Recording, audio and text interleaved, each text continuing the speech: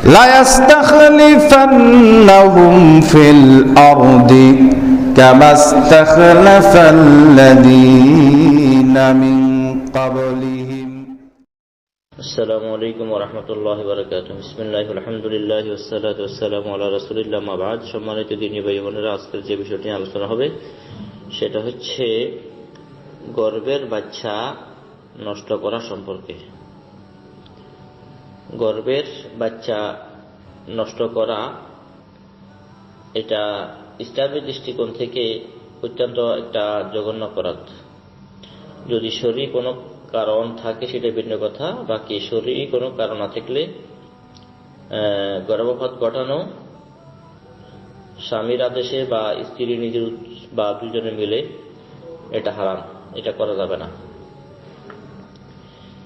এই বিষয়ের উপরে আমরা উলামায়ে কেরামদের কিছু গবেষণা সামনে রাখতে পারি।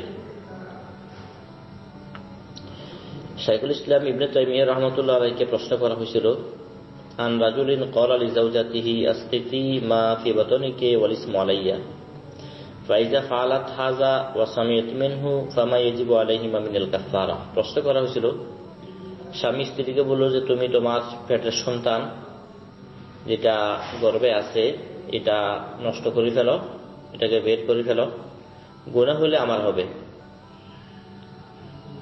আর যদি নাকি স্ত্রী তার কথা শুনে এমনটা করে তখন তাদের কাফারা কি হবে? ফাআজাবা, উনি উত্তরে বলেন, ফাইন ফাআলা যালিকা ফাআলাইহিমা কাফারাতু ইতকি রাকাবাতিন ফাআলাইহিমা কাফারাতু ইতকি রাকাবাতিন মুমিনা। যদি নাকি স্ত্রী স্বামীর কথা শুনে গর্ভের বাচ্চা নষ্ট করে তাইলে উভয়জনের উপর কাফারা স্বরূপ একজন মুমিন গোলাম আজাদ করতে হবে। ফাইলাম ইয়াজিদ ফাসিয়ামু শাহরাইনি মুতাতাবিআইনি। আর যদি নাকি গোলাম আজাদ করার সামর্থ্য না রাখে তাইলে লাগাতার 2 মাস তারা সিয়াম পালন করবে, স্বামী এবং স্ত্রী। ওয়া আলাইহিমা গুররাতু আবদিন ওয়া আলাইহিমা গুররাতুন আবদুন আও আমাতুন লিওয়ারিসিহি আল্লাযী লাম ইয়াকতুলহু। এবং স্বামী স্ত্রী উভয়ের উপর সাথে সাথে রক্তপণ ওয়াজিব হবে, যে রক্তপণ হবে একটি বড় গোলামের 10 ভাগের 1 ভাগ, অর্থাৎ একটা ছোট গোলামের মূল্য।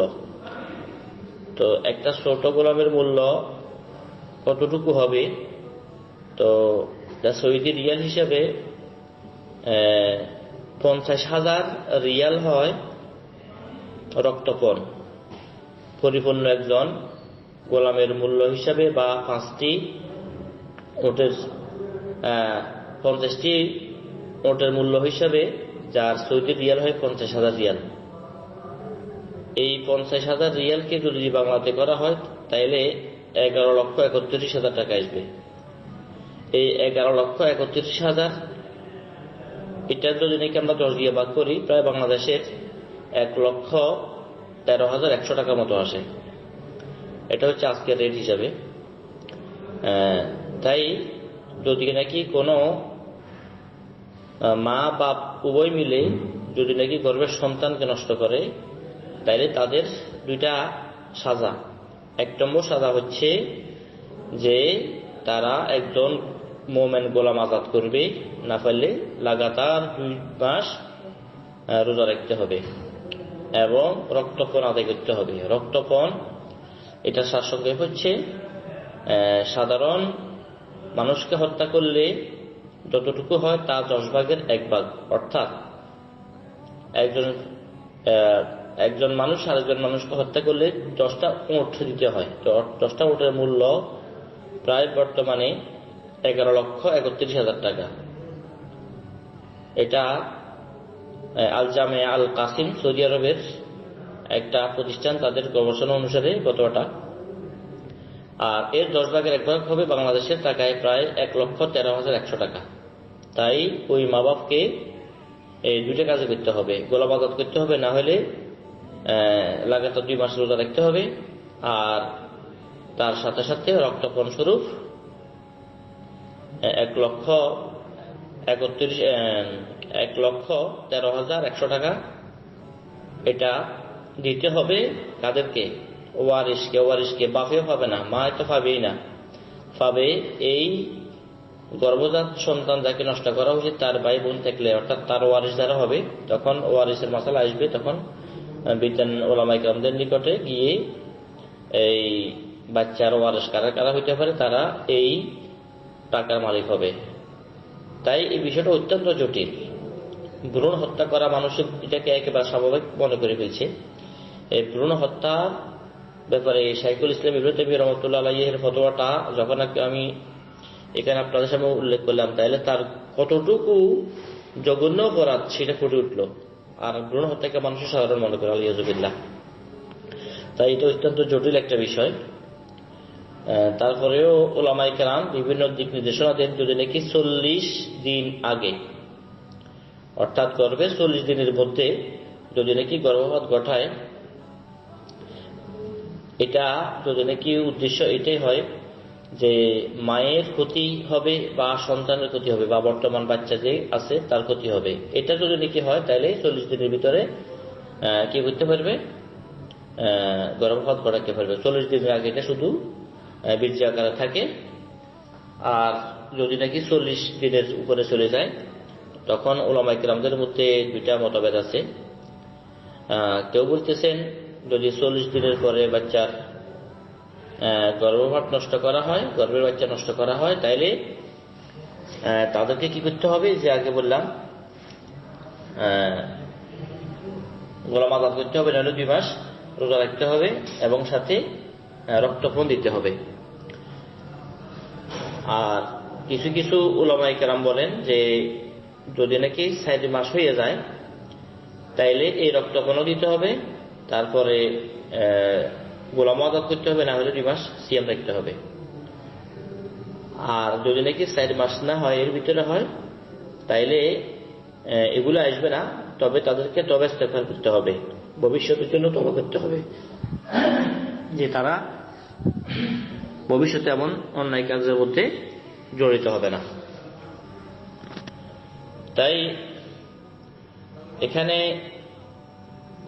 যদি নাকি এভাবে হয় যে সন্তান যেটা গর্ভে আসছে এর পরবর্তীতে এটাকে নষ্ট করতেছে, এই উদ্দেশ্যে যে সন্তান লালন পালনের কষ্ট নিতে পারবে না, বা তাকে শিক্ষা দীক্ষার যে ব্যয় বহুল অনেক কিছু এগুলা যে করা তাদের জন্য কষ্ট খাসাইতে হবে, এই জন্য বাচ্চা নষ্ট করে ফেলতে চাইতেছে, বা অভাব অনটনের ভয়ে বাচ্চা নষ্ট করে ফেলতেছে, তাহলে এটা সর্বসম্মতিক্রমে হারাম। এটা 40 দিন আগে, অর্থাৎ 40 দিন গর্ভের মধ্যে 40 দিনের মধ্যে হলেও এটা গর্ভপাত ঘটাতে পারবে না, এই উদ্দেশ্য থাকলে এটা হারাম। হ্যাঁ, যদি নাকি কোনো কারণবশত বার্থ কন্ট্রোল করতে চায়, তাইলে সাময়িকের জন্য তারা কিছু ওষুধ ব্যবহার করবে, যাতে করে বাচ্চা গর্ভের মধ্যে ধারণ না হয়। এটা আগেই স্বামী স্ত্রী একমত হবে, এখন তারা বাচ্চা নিবে কি নিবে না, আগে একমত হবে, আর এই জন্য সে কোনো একটা পথ অবলম্বন করবে। কিন্তু বাচ্চা যখন গর্ভে এসে গেছে, এর পরবর্তীতে এখানে আর সুযোগ নাই। তাই যদি নাকি উদ্দেশ্য এটা হয় যে অভাব অনটনের ভয় বা বাচ্চা লালন পালনের কষ্ট বা তাদের শিক্ষা দীক্ষার জন্য অসুবিধা মনে করে, তাইলে এই উদ্দেশ্যে 40 দিনের ভিতরে হলেও কি করতে পারবে না, যে ভ্রূণ নষ্ট করতে পারবে না। আর যদি নাকি যে 40 দিন এখনো হয় নাই, এখন মনে করতেছে বাচ্চার মায়ের বা বাচ্চার বা এখন বর্তমানে যে বাচ্চা আছে তার কোনো ক্ষতি হবে, তাইলে 40 দিনের ভিতরে এটা নষ্ট করতে পারবে, এটা উলামায়ে কেরামদের ফতোয়া আছে। কিন্তু যদি 40 দিন থেকে বেশি হয়ে যায়, তাইলে এখানে উলামায়ে কেরামদের 2টা মত। কেউ বলতেছেন যদি নাকি 4 মাস হয়ে যায়, তখন বাচ্চার মধ্যে রূহ আসে যায়, তো যখন রূহ আসে যায় তখন যদি নাকি এই ভ্রূণ নষ্ট করা হয়, তাহলে অবশ্যই তাকে ওই কাফারা স্বরূপ গোলাম আজাদ করতে হবে, না হলে 2 মাস লাগাতার রোজা রাখতে হবে এবং সাথে রক্তপণ দিতে হবে। আর কোন কোন উলামায়ে কেরাম বলেন যদি নাকি বাচ্চার এখনো রূহ সঞ্চার হয়নি, এর আগে তাকে নষ্ট করে ফেলছে, তাইলে তার জন্য তওবা ইস্তেগফার করতে হবে। তবে এই বিষয়ে দলিলিক আলোচনা করতে গেলে অনেক লম্বা হয়ে যাবে। আমি একটু ইঙ্গিত দিতেছি শুধু, যে একটা ঘটনা ঘটছিল রাসূল সাল্লাল্লাহু আলাইহি সাল্লামের জমানাতে, যে দুই মহিলা তারা মারামারিতে লিপ্ত হয়েছিল। পরবর্তীতে এক মহিলা অন্য মহিলার পেটে একটা পাথর নিক্ষেপ করে। এই পাথর নিক্ষেপ করার পর ওই মহিলাও মারা যায় এবং গর্ভের সন্তানটাও মারা যায়। তখন রাসূল সাল্লাল্লাহু আলাইহি সাল্লামের নিকটে এই মোকদ্দমাটা আসে। তখন রাসূল সাল্লাল্লাহু আলাইহি সাল্লাম বলতেছেন যে ফাকাজা আন্না দিয়াতা জানিনিহা গুররাহ আবদুন আও ওয়ালিদাতুন। তখন রাসূল সাল্লাল্লাহু আলাইহি সাল্লাম এই পেটের বাচ্চা সন্তান হত্যা করার অপরাধে তাকে কি করছেন, যে রক্তপণ নির্ধারণ করছেন, ছোট একটা গোলামের মূল্য নির্ধারণ করছেন। যা হোক, এটার বর্তমান ফতোয়া হিসাবে আমি যেটা বলছিলাম, প্রায় রক্তপণা হিসেবে বাংলাদেশি টাকায় ছোট, অর্থাৎ ভ্রূণ নষ্ট করার অপরাধে 1,13,100 টাকার মতো। এই হাদিসটা যেহেতু রাসূল সাল্লাল্লাহু আলাইহি ওয়াসাল্লামের জমানাতেই এই ঘটনা ঘটছে, যেটা বুখারী এবং মুসলিমের মধ্যে আছে, হাদিস আবু হুরায়রা রাদিয়াল্লাহু তাআলা আনহু থেকে, ইফতালাত ইমরাতান মিন হুযাইলিন ফারামাত ইহদাহুমা আল-উখরা বিহাজরিন ফাকাতালাতহা ওয়া মা ফি বাতনিহা। তাইলে দুইজন হুযাইল গোত্রের দুই মহিলা তারা মারামারিতে লিপ্ত হয়। পরবর্তীতে একজন আরেকজনকে পাথর মারে, তো যার গায়ে পাথর পড়ছে সেও মারা গেছে, তার পেটে বাচ্চা মারা গেছে। তখন ফাখতাসামু ইলা নবী সাল্লাল্লাহু আলাইহি ওয়াসাল্লাম, রাসূল সাল্লাল্লাহু আলাইহি ওয়াসাল্লামের নিকটে মুকদ্দমাটা পেশ করা হয়েছে। ফাকাজা আনা দিয়াতা জানিনিহা গুররাহ আবদুন আও ওয়ালিদাতুন। তখন রাসূল সাল্লাল্লাহু আলাইহি ওয়াসাল্লাম মুক্তিপণ হিসাবে এই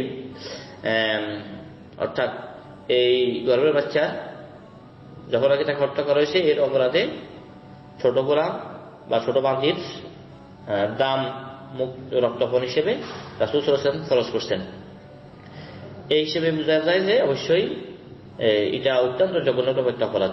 তাছাড়া কেউ বলতেছেন যদি নাকি দ্বিতীয় 40-এ এসে যায়, দ্বিতীয় 40 অর্থাৎ প্রথম 40 পার হয়েছে এবং দ্বিতীয় 40 শুরু হয়ে গেছে, প্রথম 40 দিন গর্ভের প্রথম 40 দিন শেষ হয়ে গেছে, দ্বিতীয় 40 দিন শুরু হয়ে গেছে, তখনও ওনারা বলতেছেন যে আমরা মনে করি এই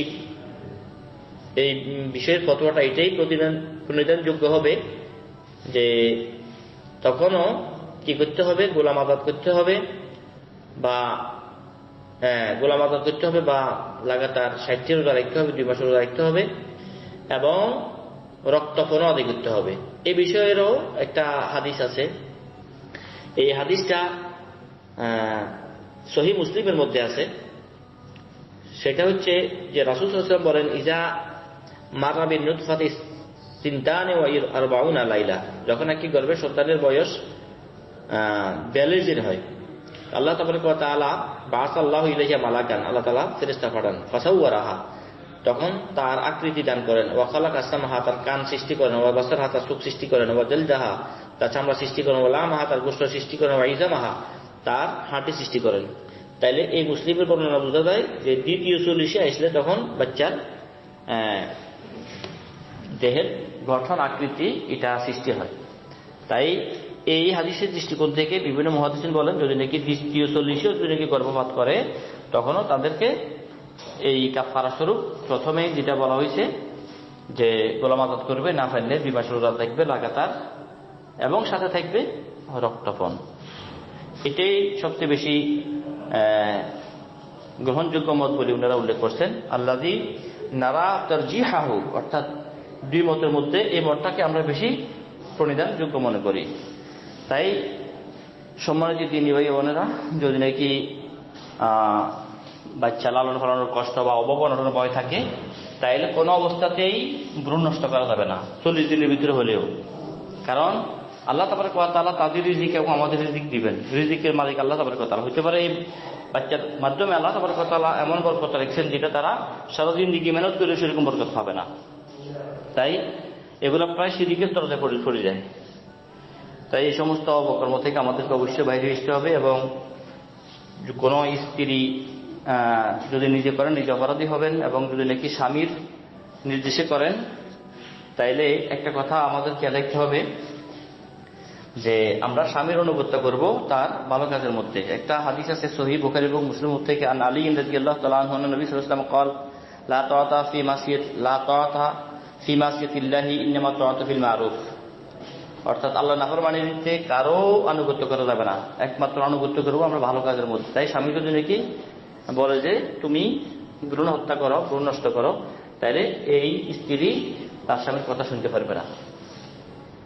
এই জন্য স্বামীকে প্রথমে বুঝাইবে দুনিয়া আখিরাতের কল্যাণ, আর এটা করার মাধ্যমে কি ক্ষতি, আল্লাহর গজব, আল্লাহ পাকের শাস্তি, এগুলো বুঝাবে, রিজিক আল্লাহ পাকের পক্ষ থেকে, এগুলো বুঝাবে। তারপরেও যদি স্বামী মানতে না যায় তখন গ্রামী সালিশের মাধ্যমে এটাকে বোঝানোর চেষ্টা করবে। এর থেকে এটাও না হলে পরবর্তী সে মোকদ্দমা পেশ করবে কোর্টে যাইয়া। এটা শরীয়তে তাকে স্ত্রীকে অধিকার দিছে, এবং স্ত্রী যদি নাকি চাই আমি বাচ্চা নেব, তখন স্বামীর এখানে বাধা দেওয়ার কোনো হক নাই। তাই তারা যদি নাকি আগে থেকেই সতর্ক থাকতো, ঠিক আছে যে আমরা এখন বাচ্চা নেব না, পরে নেব, একটা ভিন্ন কথা ছিল, কিন্তু তারা নিয়ে নিছে, পরবর্তীতে নষ্ট করে বিষয়টা আসতেছে। এবং এখানে উল্লেখ করা হইতেছে যে এটা অভাবের কারণে না, এগুলো করতে গেলে শিরিকের অন্তর্ভুক্ত হয়ে যাবে। রিজিক তো আল্লাহ পাকের পক্ষ থেকে আসবে, বাচ্চার রিজিক এবং মা বাপের রিজিক, সন্তান সন্ততির রিজিক আল্লাহ পাকের পক্ষ থেকে আসে। তাই এটাতে বিলকুল এটা যে বাচ্চা নষ্ট করার জায়েজ হবে না, প্রথম 40 দিনের ভিতরে জায়েজ হবে না। হ্যাঁ, যদি নাকি এতে অসুস্থতার কোনো বিষয় থাকে তখন হচ্ছে ভিন্ন কথা। তাই সর্বোপরি কথা হচ্ছে এই বিষয়গুলো অত্যন্ত জটিল। বর্তমান সমাজের মধ্যে ভ্রূণ হত্যা এটাকে মানুষ একেবারে মামুলি মনে করে, সহজ মনে করে, অথচ এটা এমন বড় মহা সাজা, মহাপাপ যে এর মধ্যে মা বাপ হলেও, মা বাপের উপর পর্যন্ত কি আসতেছে যে গোলাম আজাদ করা আসতেছে, এবং 2 মাস লাগাতার রোজা আসতেছে, এবং রক্তপণ আসতেছে। তাই কত বড় জঘন্য অপরাধ এগুলো করাই যাবে না। কোরআনের মধ্যে আল্লাহ তাবারক ওয়া তাআলা সূরা নিসার 42 নম্বর এবং 43 নম্বর আয়াতের মধ্যে একেবারে পরিষ্কার ভাষায় ঘোষণা করেছেন, ওমা কানা লিল মুমিনিন আন ইয়াকতুলা মুমিনান ইল্লা খাতান ওমান কাতালা মুমিনান খাতান ফাতাহরিরু রাকাবাতিন মুমিনাতিন ওয়াদিয়াতুন মুসাম্মাতুন ইলা আহলিহি ইল্লা আন ইয়াসাদ্দাকু। কোন মুমিন এর জন্য যে বৈধ নয় যে কোন মুমিনকে হত্যা করা, তবে ভুল ভ্রান্তি ভাবে হয়ে যেতে পারে, এটা ভিন্ন কথা। যে ব্যক্তি কোন মুমিনকে অন্যায় যে ভুলে হত্যা করে, তখনও তাকে কি করতে হবে, একজন মুমিন গোলাম আজাদ করতে হবে এবং মুক্তিপণ আদায় করতে হবে তার পরিবারের নিকটে। এরপরে আল্লাহ তাবারক ওয়া তাআলা সূরা নিসা 93 নম্বর আয়াতের মধ্যে বলেন, ওয়ামান ইয়াকতুল মুমিনান মুতাআম্মিদান, যে কেউ কোন মুমিনকে ইচ্ছা করে হত্যা করবে, ফাজাযাহু জাহান্নাম, তার সাজা হচ্ছে জাহান্নাম, খালিদান ফিহা, সব সময় থাকবে, ওয়া গাদিবাল্লাহু আলাইহি, আল্লাহ তার উপর গজব, আল্লাহ তার উপর গজব নাযিল করবে, ওয়া লাআনাহু, আল্লাহ পাক তাকে অভিশাপ করবে, ওয়া আ'আদ্দা লাহু আযাবান আলীমা, এবং তার জন্য মহা শাস্তির ব্যবস্থা করছে, আলিয়াযু বিল্লাহ। তাই মা বাপকে আল্লাহ পাকের ভয় অন্তরের মধ্যে রাখা উচিত। আশা করি বিষয়টা বুঝতে পারছেন। বাকি আল্লাহ আলামিন। আসসালামু আলাইকুম ওয়া রাহমাতুল্লাহি ওয়া বারাকাতুহু।